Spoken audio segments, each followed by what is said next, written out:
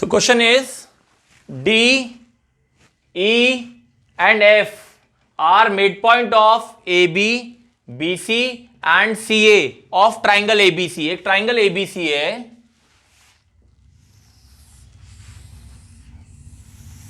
ये एक triangle ABC है। डी इज द, ये मिड पॉइंट है, मिड पॉइंट, ये मिड पॉइंट है। D is the mid point of A B.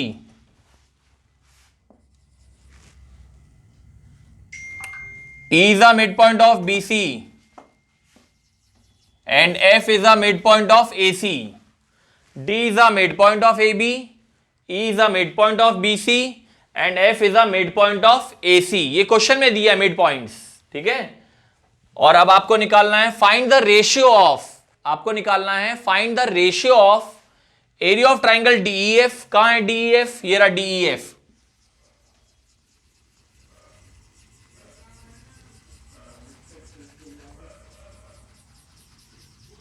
ये है DEF और ABC। ABC तो दिख ही रहा है, ABC, तो ये निकालना है आपको, ठीक है। चलो, तो दो ट्राइंगल के एरिया का रेशियो निकालना है। तो सबसे पहले मुझे दोनों ट्राइंगल को सिमिलर प्रूफ करना पड़ेगा। सिमिलर कौन सा ट्राइंगल? DEF और ABC को सिमिलर प्रूफ करना पड़ेगा। चलो मैं बताता हूं कैसे प्रूफ करेंगे, बहुत ध्यान से समझना। बेटा आपने 9th क्लास में मिड पॉइंट थ्योरम पढ़ा था।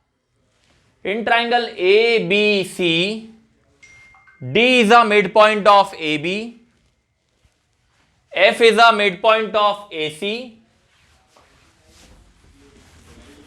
तो आपको याद आ रहा है, आपने पढ़ा था D F is parallel to B C and DF is half of BC। ये आपने पढ़ा था बच्चे, ये आपने पढ़ा था। ये इसको मिड पॉइंट थ्योरम बोलते हैं। ट्राइंगल ABC में ये D is a mid point of AB, F is a mid point of AC, DF is the line segment, DF is the line segment obtained by joining the mid point. दोनों mid point को join करने से line मिली है। ये line हमेशा सामने वाली side के पैरेलल होती है और ये लाइन हमेशा सामने वाली साइड के हाफ होती है। ये आपने 9th क्लास के मिड पॉइंट थ्योरम में पढ़ा था ABC ट्राइंगल में। तो याद रखो DF is parallel to BC and DF is half of BC, ठीक। अब देखना, क्या आपको मालूम है E मिड पॉइंट है? ये तो आपको मालूम है ना E मिड पॉइंट है। चलो BC का आधा क्या होता है? ये BC का आधा, आरुषि बताओ BC का आधा क्या होता है? हाँ, BE भी होता है, CE भी होता है। तो मैंने BE लिख दिया। क्या लिख दिया? हाँ, तो क्या प्रूव हो गया? DF BE के इक्वल हो गया। अच्छा, DF BE के पैरेलल तो है ही है, ये तो पहले से हमें मालूम है। DF BC के पैरेलल है, मतलब DF BE के भी पैरेलल होगा। अब ये दोनों इक्वल भी हैं, ये दोनों पैरेलल भी हैं, तो बताओ इसको मैं क्या बोलूंगा? ये दोनों इक्वल भी हैं और ये दोनों पैरेलल भी हैं, तो इसको क्या बोलूंगा मैं? पैरेललोग्राम। पैरेललोग्राम बोलूंगा। क्या बोलूंगा? Parallelogram.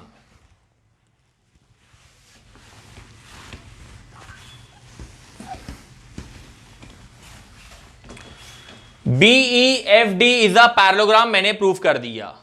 BEFD is a parallelogram, मैंने प्रूफ कर दिया, ठीक है।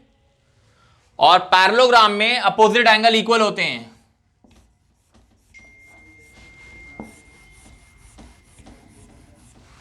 पैरेललोग्राम में अपोजिट एंगल इक्वल होते हैं। संपदा, कोई डाउट? मैंने इसको क्या प्रूफ कर दिया? और पैरेललोग्राम में अपोजिट एंगल क्या होते हैं? इक्वल, ठीक है। अब उसी तरीके से आप इसको भी पैरेललोग्राम प्रूफ कर दोगे। इसको भी क्या प्रूफ कर दोगे? तो पैरेललोग्राम में अपोजिट एंगल क्या होते हैं? इक्वल, ठीक है। तो अब देखो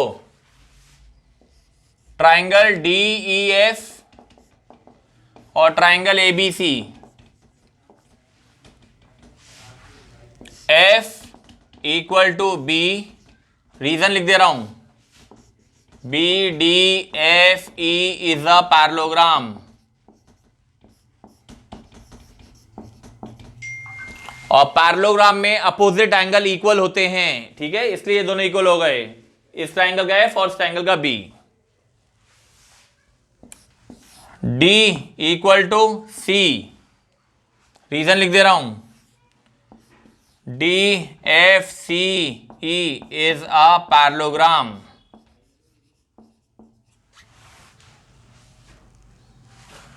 so by angle criteria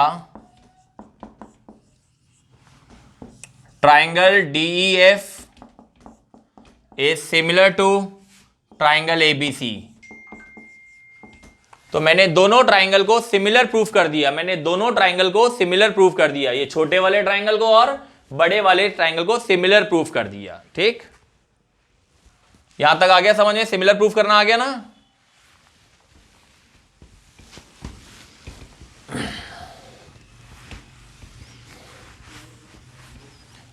अब जब दो ट्राइंगल सिमिलर होते हैं तो आप एरिया थ्योरम लगा सकते हो। Area of triangle DFE upon area of triangle ABC। देखो इस वाले ट्राइंगल में आप DF ले रहे हो, छोटे वाले ट्राइंगल में DF ले रहे हो, तो बड़े वाले ट्राइंगल में आपको BC लेना पड़ेगा, BC।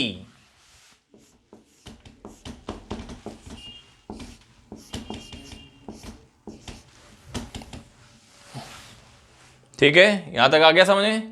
छोटे वाले ट्राइंगल में मैंने DF ले लिया, तो बड़े वाले में क्या लेना पड़ेगा, BC लेना पड़ेगा, क्योंकि प्रोपोर्शनल इसी को बोलते हैं ना, जो दो एंगल इक्वल होते हैं उनके सामने सामने वाली साइड प्रोपोर्शनल होती है।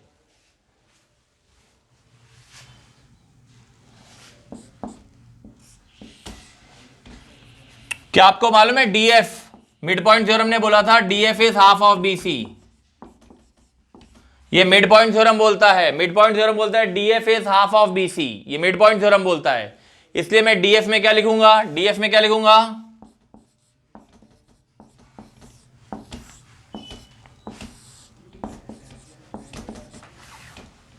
ये क्या बन जाएगा,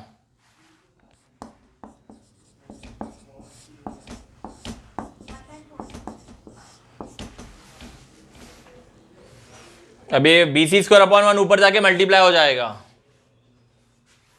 तो ये हो जाएगा 1 अपॉन BC स्क्वायर,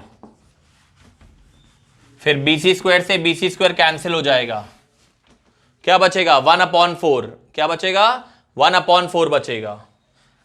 तो जब आप इस पूरे को, इसके नीचे 1 है याद रखना, जब इस पूरे को सॉल्व कर लोगे तो आपका आंसर आएगा 1 अपॉन 4। 1 अपॉन 4 का मतलब होता है 1:4, 1 अपॉन 4 का मतलब होता है 1:4।